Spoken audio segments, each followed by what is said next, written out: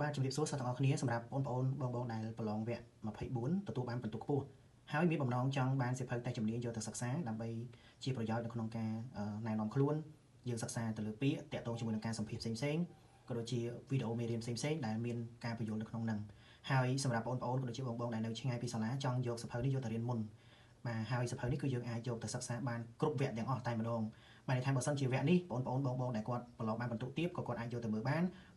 បងដែលបានពិន្ទុខ្ពស់ក៏អាចយកទៅមើលបានដែរព្រោះវាជាប្រយោជន៍ក៏ប៉ុន្តែខ្ញុំរីកខមមិនសម្រាប់បងដែលបានពិន្ទុចាប់ពី120ឡើងទៅគឺអាចយកសៀវភៅនេះយកទៅមើលបានបាទហើយនៅក្នុងសៀវភៅនេះគឺមានគ្រប់ទម្រង់នៃវិញ្ញាសាប្រឡងតេស្តជំនាញទាំងអស់ហើយពេលដែលទិញហើយគឺខាងសាលានឹងអេដចូលគ្រប់វីដេអូហើយនឹងមានការណែនាំផ្សេងៗជាច្រើនទៀតដែលមានវិញ្ញាសានៅក្នុងហ្នឹងហើយមួយវិញទៀតតាក់ទងជាមួយនឹងតេស្តជំនាញនេះខ្ញុំសូមជម្រាបជូនថា